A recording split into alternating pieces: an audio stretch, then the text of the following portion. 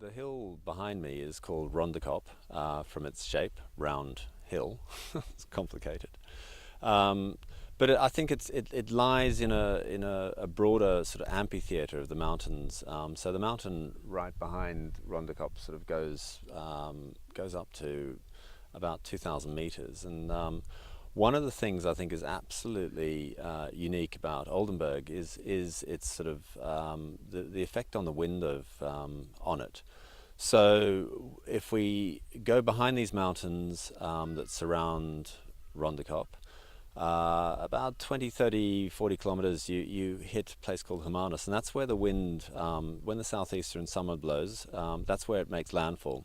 It travels for a short time over quite low country, but then it starts climbing, and all the time it's climbing, it's cooling, and it's already cooled from the ocean, but it's cooling as it climbs, and it hits 2,000 meters, so it's quite chilly, right?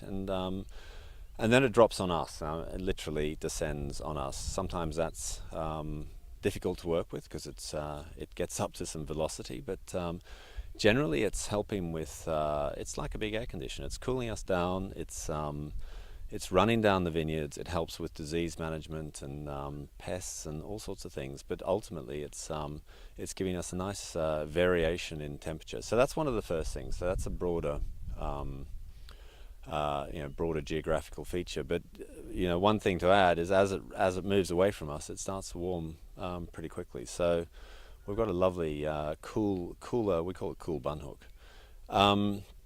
The hill has 3 or 4 different soil structures, which are all good. It's got the slope. It's a very gravelly soil, so the roots of those vines can get deep into the soil. The further they go, there's a nice, very good moisture retention under that soil. So this year is particularly interesting. We've had a very, very hot summer. Temperatures in the sort of Stellenbosch region, sort of north of 40 degrees, which is 40 degrees centigrade, which is very, very hot. Having said that, Bunhook and Rondekop is 3 to 5 degrees cooler.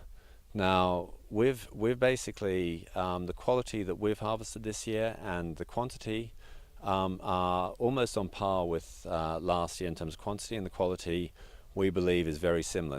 And last year is known to be one of the great vintages. So we're very excited. Now I think that's the cool bunhook working, but it's also it's that moisture content below the surface of the soil. I think that probably touches on the sort of very broadly on what's going on in Rondekop, but certainly a unique environment for making premium wines.